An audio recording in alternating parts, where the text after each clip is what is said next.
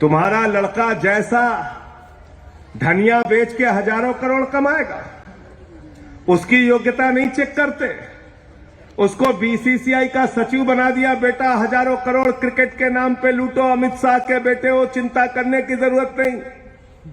और किसान का बेटा, मजदूर का बेटा, मेरठ में रहने वाला, बागपत में रहने वाला, नोएडा में रहने वाला, गाजियाबाद में रहने वाला, उसको बलिया भेजोगे, उसको गाजीपुर भेजोगे, गाजीपुर वाले को गाजियाबाद भेजोगे, बरेली वाले को बलिया भेजोगे। मुझे शर्म आती है उत्तर प्रदेश की आदित्यनाथ की सरकार पे। नौजवानों, कभी आपने सोचा आपका पैसा गया कहां? किसानों ने जो पैसा बैंक में जमा किया, मजदूरों ने जो पैसा बैंक में जमा किया, कर्मचारियों ने जो पैसा बैंक में जमा किया, छोटे व्यापारियों ने जो पैसा बैंक में जमा किया, रेहड़ी पटरी वालों ने जो पैसा बैंक में जमा किया, वो पैसा नरेंद्र मोदी ने उठाया।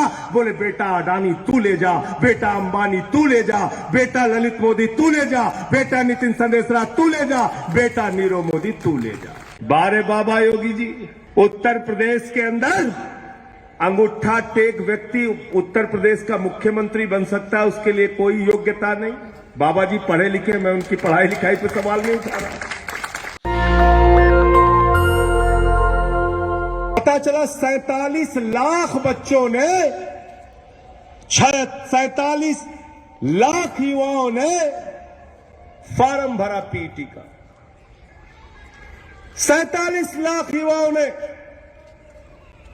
और उन 47 लाख युवाओं को यह कहा गया कि पीटी की परीक्षा पास करनी पड़ेगी। युवाओं ने कहा क्यों पास करनी पड़ेगी? बोले तुम्हें अपनी योग्यता साबित करनी है। तुम लेखपाल बनने के काबिल हो कि नहीं हो, तुम क्लर्क बनने के काबिल हो कि नहीं हो, तुम अधीनस्थ चयन सेवा आयोग की भर्ती में सेलेक्ट होने के काबिल हो कि नहीं हो, पहले इसकी परीक्षा दो, तब लेखपाल की परीक्षा दे। पता है आपको, यह है पीटी की परीक्षा। पीटी की परीक्षा से कोई नौकरी नहीं मिलेगी आपको।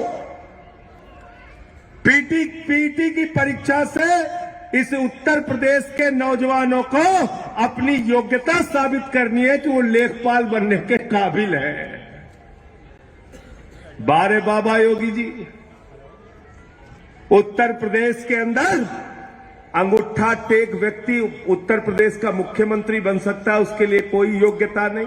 बाबा जी पढ़े लिखे, मैं उनकी पढ़ाई लिखाई पे सवाल नहीं उठा रहा। लेकिन अगर आप पूछे यूपी के मुख्यमंत्री की योग्यता क्या है, सरकार कहती है अंगूठा टेको तब भी बन सकता है। पूछे शिक्षा मंत्री बनने की योग्यता क्या है, सरकार कहती है अंगूठा टेक है फिर भी शिक्षा मंत्री बन सकता है।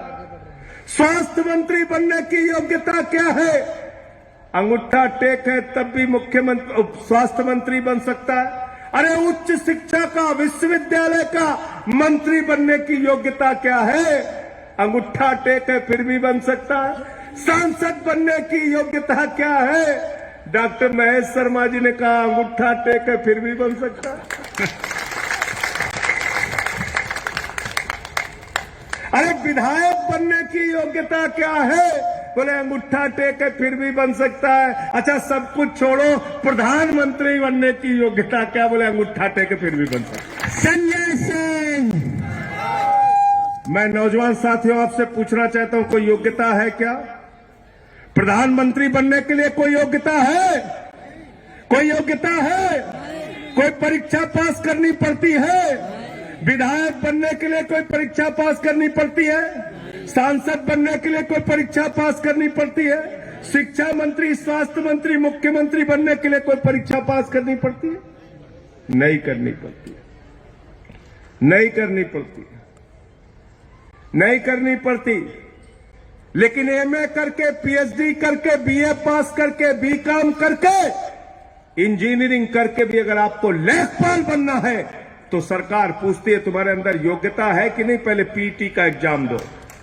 इसलिए ये पीटी का एग्जाम नौजवानों का शोषण है। मैं चाहता हूं यूथ विंग के लोग लखनऊ के अंदर आंदोलन करें, अनशन करें, प्रदर्शन करें, छात्र विंग के लोग इनके साथ मिलकर आंदोलन करें। ये पीटी का एग्जाम बंद होना चाहिए। हम कोई पीटी का एग्जाम नहीं देंगे। बताओ बंद होना चाहिए कि नहीं होना चाहिए? होना चाहिए।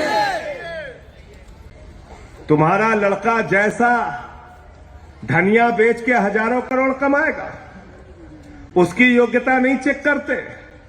उसको बीसीसीआई का सचिव बना दिया, बेटा हजारों करोड़ क्रिकेट के नाम पे लूटो, अमित शाह के बेटे हो, चिंता करने की जरूरत नहीं। और किसान का बेटा, मजदूर का बेटा, मेरठ में रहने वाला, बागपत में रहने वाला, नोएडा में रहने वाला, गाजियाबाद में रहने वाला, उसको बलिया भेजोगे, उसको गाजीपुर भेजोगे, गाजीपुर वाले को गाजियाबाद भेजोगे, बरेली वाले को बलिया भेजोगे। मुझे शर्म आती है उत्तर प्रदेश की आदित्यनाथ की सरकार पे, जो हमारे नौजवानों को जानवरों की तरह गाड़ी में भर के, बसों में भर के पिछले 2 दिनों से परीक्षा केंद्रों पर जाना पड़ रहा है। 1-1 हजार किलोमीटर दूर जाना पड़ रहा है। अरे ऐसे तो जानवर भी नहीं जाते जैसे तुम नौजवानों को लेकर जा रहे हो। आदित्यनाथ जी, मैं पूछना चाहता हूं, नरेंद्र मोदी की रैली होती है, खाने का पैकेट देते हो, बस का किराया देते हो, ट्रेन का किराया देते हो। रैली होती है तो 5 स्टार का स्वागत देते हो, लेकिन जब नौजवान अपनी एक छोटी सी नौकरी के लिए परीक्षा देने के लिए जाता है, और परीक्षा भी नौकरी के लिए नहीं, नौकरी के काबिल है कि नहीं है इसकी योग्यता की परीक्षा देने जाता है, तो उसका शोषण करते हो।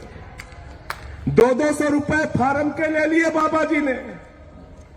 सोचो 37 लाख बच्चों ने अगर 2000 रुपए भी एवरेज खर्चा किया इस परीक्षा को देने के लिए, तो करीब करीब 740 करोड़ रुपए इस उत्तर प्रदेश के नौजवानों का लूट लिया गया। कितना लूटा गया? 740 करोड़ रुपए लूट लिया गया, दिन दहाड़े डकैती। लेकिन भाजपाइयों के पास जब इनसे आप सवाल पूछे, नौजवानों को रोजगार दे दो, आत्महत्या कर रहे, सरकार कहती है पैसा नहीं है। किसान को फसल का दाम दे दो, आंदोलन कर रहे, सरकार कहती है पैसा नहीं है। अरे जमीन का मुआवजा दे दो, आत्महत्या कर रहे हैं, सरकार कहती है पैसा नहीं है। महंगाई बहुत बढ़ गई, महंगाई कम कर दो, सरकार कहती है पैसा नहीं है। अरे कैंसर की दवा पे टैक्स लगा दिया, डीजल पेट्रोल महंगा कर दिया, गैस का सिलेंडर महंगा कर दिया, कुछ तो सस्ता कर दो मोदी जी, सरकार कहती है पैसा नहीं है। ये पैसा गया कहां आपका? नौजवानों कभी आपने सोचा आपका पैसा गया कहां? किसानों ने जो पैसा बैंक में जमा किया, मजदूरों ने जो पैसा बैंक में जमा किया, कर्मचारियों ने जो पैसा बैंक में जमा किया, छोटे व्यापारियों ने जो पैसा बैंक में जमा किया, रेहड़ी पटरी वालों ने जो पैसा बैंक में जमा किया, वो पैसा नरेंद्र मोदी ने उठाया। बोले बेटा अडानी तू ले जा, बेटा अंबानी तू ले जा, बेटा ललित मोदी तू ले जा, बेटा नितिन संदेशरा तू ले जा, बेटा नीरव मोदी तू ले जा। कितना लूटा है चंद पूंजीपतियों ने? कितना लूटा है? 15 लाख करोड़ रुपए। जीरो लगाते लगाते थक जाओगे। सोमेन ढाका जी बहुत पढ़े लिखे हैं, बागपत बार एसोसिएशन के अध्यक्ष हैं। मैंने इनसे कहा 10 लाख करोड़ रुपए लिख दो, जीरो लगाते लगाते थक गए, लिख नहीं पाए बेचारे। इतना पैसा मोदी जी ने बांट दिया, कर्जा माफ कर दिया लोगों का। आपका पैसा बैंकों से उठाया, पूंजीपतियों को दिया, जब वो पैसा चुका नहीं पाए बोले चिंता मत कर, माफ कर दिया। पैसा यहां डूबा है आपका, लूट हुई है आपके साथ। ये जेब कतरा पार्टी है, जेब कतरा पार्टी। आपका जेब काटते हैं शिक्षा महंगी करके, स्वास्थ्य महंगा करके, आपकी जेब काटते हैं कैंसर की दवा महंगी करके, आपकी जेब काटते हैं आटा दाल चावल महंगा करके, आपकी जेब काटते हैं डीजल और पेट्रोल और गैस का सिलेंडर महंगा करके। ये भारतीय जेब कतरा पार्टी है, इनसे सावधान हो जाओ। ये आपका जेब काटने का काम कर रहे हैं। आप आपका नौजवान देश पूरे पश्चिम उत्तर प्रदेश के जिस भी जिले में चले जाओ, फख्र होता है। मैंने काम किया है, मैं गया हूं जिलों में। किसी भी गांव के अंदर घुसो तो वहां एक वीर शहीद के नाम पे गेट बना रहता है। मैं पूछता हूं कौन है, कहते हैं इसी गांव के शहीद हैं, सेना में थे, शहीद हो गए। उनके मां बाप से मिलने जाओ तो सीना चौड़ा हो जाता है। हमारा बेटा सेना में था, देश के लिए शहीद हुआ। किसान का बेटा, मजदूर का बेटा भारत माता की रक्षा करने के लिए शहीद हो जाता है। सियाचिन में -45 डिग्री 50 डिग्री टेम्परेचर में नौकरी करता है। जैसलमेर में +50 डिग्री टेम्परेचर में नौकरी करता है। वो नौजवान जो भारत माता के लिए मरने मिटने का जज्बा रखता है, ये अशोक कमांडो जैसे नौजवान जिन्होंने कारगिल के युद्ध में शिरकत की, भारत माता की रक्षा के लिए लड़ाई लड़ने का काम किया। बताओ भाई, अशोक कमांडो अग्निवीर क्या है? 17 साल में नौजवान को कहते हैं सैनिक बन जाओ, 4 साल की नौकरी करना बेटा और 21 साल में रिटायर हो जाना। हमने पूछा 21 साल के बाद नौजवान क्या करेगा? अरे बोले धोबी का काम कर लेगा, नाई का काम कर लेगा, ड्राइवर का काम कर लेगा। अरे मैंने कहा उसकी पेंशन? बोले पेंशन नहीं है। मैंने कहा कैंटीन की सुविधा? बोले कैंटीन की सुविधा नहीं है। मैंने कहा शहीद का दर्जा? बोले वो भी मुश्किल से। ये हालत कर दी। 4 साल की नौकरी दे रहे और 46,000, ध्यान से सुनना सारे नौजवानों, 46,000 सेना के जवान हर साल भर्ती होंगे अग्निवीर कह के, और 34,000 हर साल छटनी होगी। होगी कि नहीं होगी? बोलिए भाई, होगी कि नहीं होगी? होगी कि नहीं होगी? 10 साल में कितना हो गया? 3,40,000। 20 साल में कितना हो गया? 6,80,000। हो गया कि नहीं हो गया? भारत माता की रक्षा करने वाले सैनिकों की संख्या 20 साल में 6,80,000 कम हो जाएगी। मैं कहना चाहता हूं, ये अग्निवीर सिर्फ हमारे नौजवानों के पेट और पीठ में छुरा नहीं है, ये भारत माता के साथ भारतीय जनता पार्टी की गद्दारी है। गद्दारी किया है इन्होंने देश के साथ। किया है कि नहीं गद्दारी? बताओ। 6,80,000 सैनिक आपके कम हो जाएंगे। चीन अपनी सीमा पे सैनिक बढ़ाएगा, पाकिस्तान अपनी सीमा पे सैनिक बढ़ाएगा, बांग्लादेश अपनी सीमा पर सैनिक बढ़ाएगा और नरेंद्र मोदी अपनी सीमा पे सैनिक कम करेगा। क्या ऐसा भारत हम चाहते हैं? नहीं। भारत माता की अगर जय है तो भारत माता की जय तब होगी जब हमारे सेना के जवान को पूरी तनख्वाह मिलेगी, पूरी नौकरी मिलेगी, पेंशन मिलेगी, सारे सुविधाएं मिलेगी, शहीद का दर्जा मिलेगा। लेकिन मोदी जी क्या कहते हैं? मोदी जी कहते हैं भारत माता की जय, हम भारत की रेल बेचेंगे। भारत माता की जय, हम कोल इंडिया बेचेंगे। भारत माता की जय, हम LIC बेचेंगे, बैंक बेचेंगे, सड़क बेचेंगे, बिजली बेचेंगे, पानी बेचेंगे, ट्रेन का डब्बा बेचेंगे, रेल का इंजन बेचेंगे, तुम्हारी जमीनें बेचेंगे। और भारत माता की जय लगा के भारत को बेचने का काम भारत के प्रधानमंत्री कर रहे हैं। और अरविंद केजरीवाल कहते हैं भारत माता की जय, हम बच्चों के लिए स्कूल बनवाएंगे। भारत माता की जय, हम अपने लोगों के लिए अच्छे अस्पताल बनवाएंगे, अच्छी सड़कें बनाएंगे, भ्रष्टाचार खत्म करेंगे। और तब भारत माता की जय होगी जब हमारे लोगों को अच्छी शिक्षा, अच्छे स्वास्थ्य की व्यवस्था होगी, तब भारत माता की जय होगी। आम आदमी पार्टी ये कहती है। इसलिए आपसे कहना चाहता हूं दोस्तों कि इनकी नफरत की राजनीति के चक्कर में अब मत पड़ो। देश का बहुत नुकसान कर दिया इन लोगों ने। जो लोग बुलडोजर पे ताली बजा रहे थे, पता चला उनके भी घर पे बुलडोजर चल गया। ये बुलडोजर किसी का सगा नहीं है। बुलडोजर किसी का सगा नहीं है। ये तुम्हारी सौतेली मां है, जब चाहेगी तुम्हारी पिटाई कर देगी, तुम्हारे ऊपर तुम्हारे पेट पे लात मार देगी। इससे सावधान हो जाओ, खुश मत हो। किसी पे बुलडोजर अच्छा मुसलमान पे चल रहा है, चलो ताली बजाओ। अच्छा बगल के पड़ोसी पे चल रहा है, चलो ताली बजाओ। फिर क्या होता है? फिर अपने घर पहुंच गया बुलडोजर, फिर रोने लगते हैं लोग। रोते नहीं रोते। हमें बुलडोजर की राजनीति नहीं चाहिए, हमको न्याय चाहिए, कानून व्यवस्था की राजनीति चाहिए। कानून व्यवस्था कायम करो। आज क्या हो रहा है उत्तर प्रदेश में?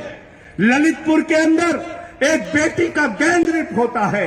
बेटी थाने पहुंचती है, थानेदार से कहती है हमारे साथ गैंग रेप हो गया, दुष्कर्म हो गया। थानेदार उसकी एफआईआर नहीं लिखता, उस बेटी के साथ फिर से बलात्कार करता है।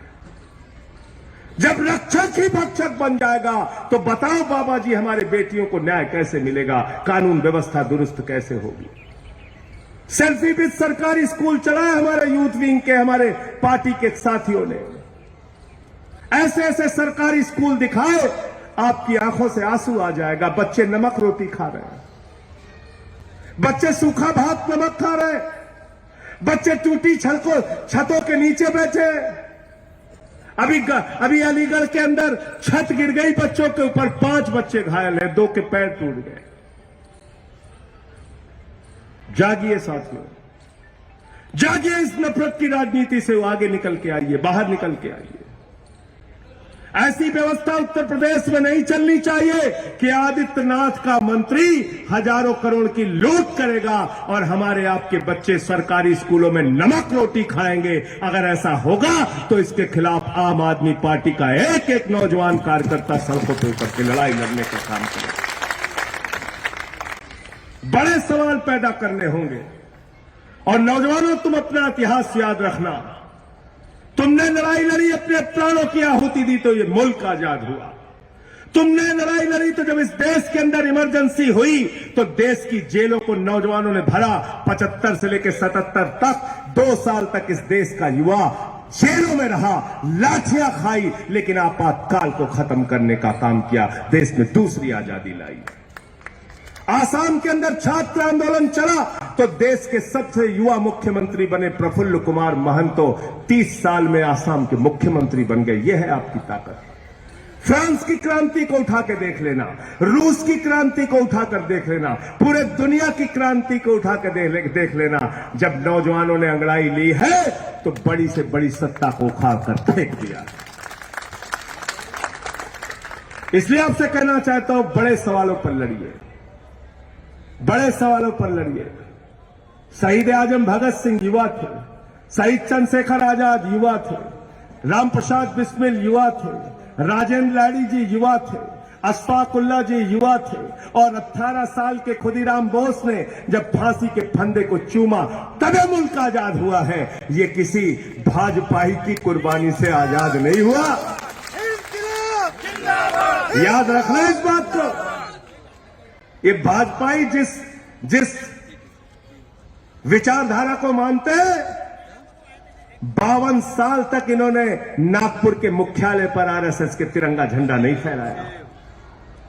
और 2 नौजवानों ने 1 साल तिरंगा फहरा दिया तो 11 साल मुकदमे चलाए उनके ऊपर। यह है भाजपा, यह है भाजपा।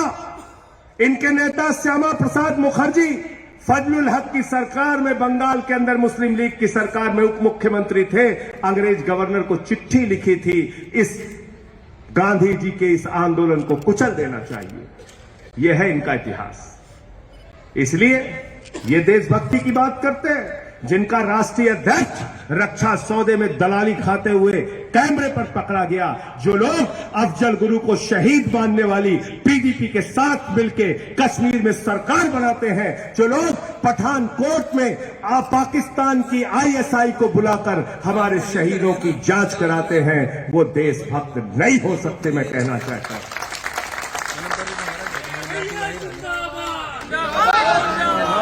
ये देश को बेचने वाले लोग हैं। ठीका सोमेन ढाका ने रेल सेल पूरा देश बेच रहे हैं। और एक कहावत और चलती है हमारे गांव में, जो बाप दादा की संपत्ति बढ़ाते हैं वो सपूत कहलाते हैं, और जो बाप दादा की संपत्ति बेचते हैं वो कपूत कहलाते हैं। तो नरेंद्र मोदी जी की सरकार एक कपूत सरकार हिंदुस्तान के अंदर चल रही है।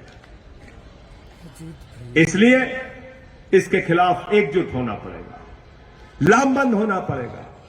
विधानसभा के चुनाव में लोगों ने वोट नहीं दिया, चिंता मत कीजिए, कोई चिंता मत कीजिए। आम आदमी पार्टी हिंदुस्तान की आजादी के बाद 10 वर्षों में सबसे तेजी से बढ़ने वाली पार्टी है। देश की चौथी पार्टी है जिसने 2 राज्यों में सरकार बनाने का काम किया। और क्यों बन रही हमारी सरकार? केजरीवाल जी वादे से ज्यादा काम कर रहे हैं, वादे से ज्यादा काम कर रहे हैं। शिक्षा फ्री, स्वास्थ्य फ्री, बिजली फ्री, पानी फ्री, बस की यात्रा फ्री, बुजुर्गों की तीर्थ यात्रा फ्री। पंजाब में सरकार बनी तो भगवंत मान जी ने 300 यूनिट बिजली फ्री कर दिया 1 जुलाई से। अभी बिजली का बिल आया पंजाब में, गर्व होगा आपको सुन के। आम आदमी पार्टी के नौजवानों, गांव गांव जाके बताना, गर्व होगा आपको। 51 लाख परिवारों का बिजली का बिल पंजाब में 0 आया है, 0। और महंगाई की दर दिल्ली में देश के अंदर सबसे कम है। गुजरात में है 7.8 और दिल्ली में है 4.6।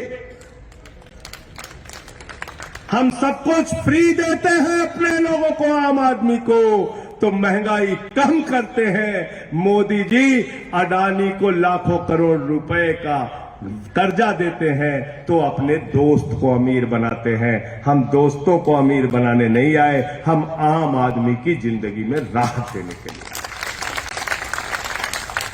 हमसे पत्रकारों ने कहा, संजय सिंह जी आपको मालूम है अडानी दुनिया का दूसरे नंबर का अमीर हो गया?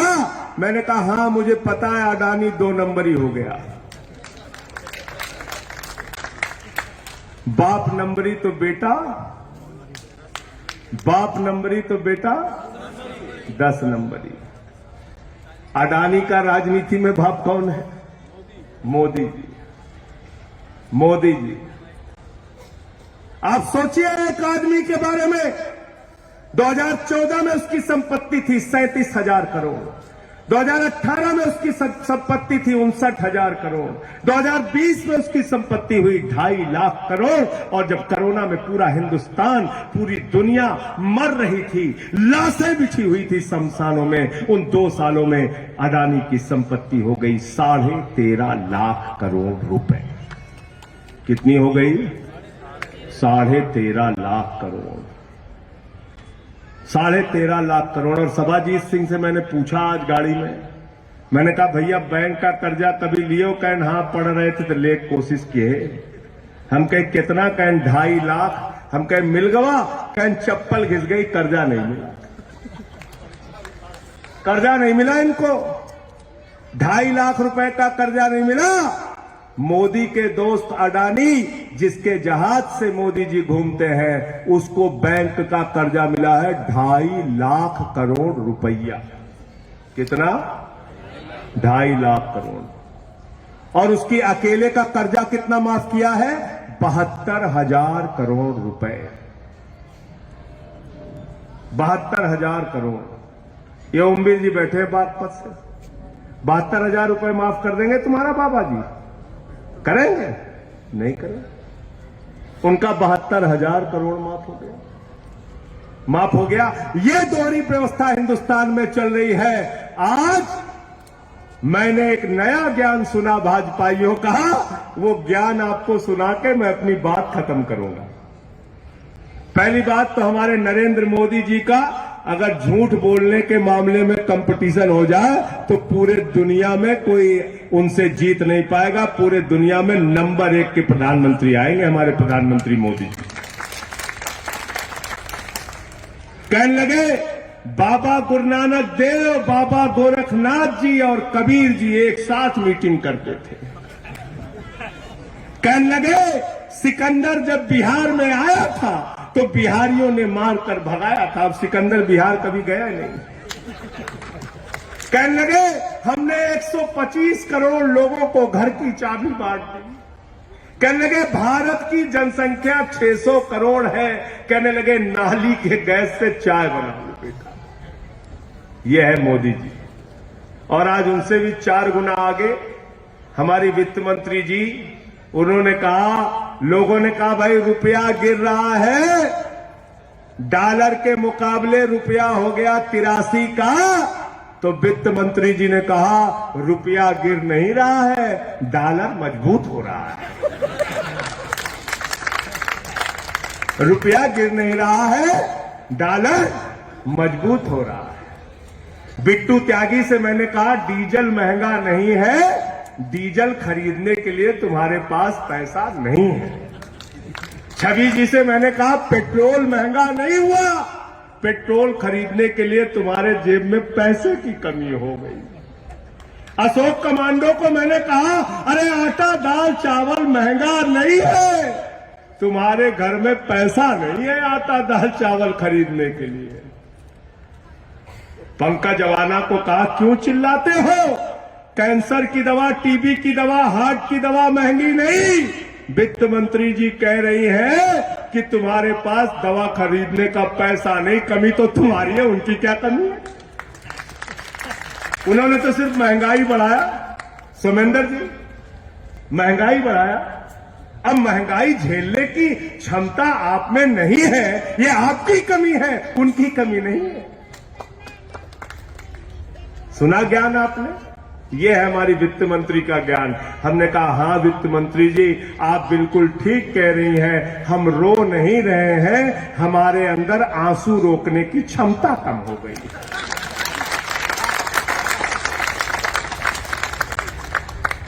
गलत तो नहीं कह रहा हूं, गलत तो नहीं कह रहा हूं। ऐसे ज्ञानियों से छुट्टी ले लो मेरे भाई, बर्बाद कर दिया देश को इन्होंने। 155 लाख करोड़ रुपए का कर्जा है हिंदुस्तान के ऊपर, 155 लाख करोड़ का। और इसके बाद भी अगर नौजवानों को गुस्सा नहीं आता, इसके बाद भी अगर इस देश के लोगों में नाराजगी नहीं होती, इसके बाद भी अगर किसान, महिलाएं, माताएं, बहनें, व्यापारी अगर इकट्ठा होकर इस सरकार की महंगाई और भ्रष्टाचार के खिलाफ, बेरोजगारी के खिलाफ, किसानों की बदहाली के खिलाफ आवाज नहीं उठाते, तो कमी हम में है, कमी उनके अंदर नहीं है। क्योंकि वो कह रहे हैं कि डॉलर मजबूत हुआ है, रुपया गिरा नहीं है। अगर इस तर्क से आप सहमत नहीं है तो आवाज उठाइए इनके खिलाफ। नेशनल दस्तक की आपसे गुजारिश है कि अगर इसको बचाना चाहते हैं तो नेशनल दस्तक को सब्सक्राइब करने के लिए रेड कलर के सब्सक्राइब बटन को दबाएं, फिर बेल आइकन की घंटी दबाएं। नेशनल दस्तक को बचाने के लिए बहुत जरूरी है कि हर खबर को शेयर करें, लाइक करें, कमेंट जरूर करें।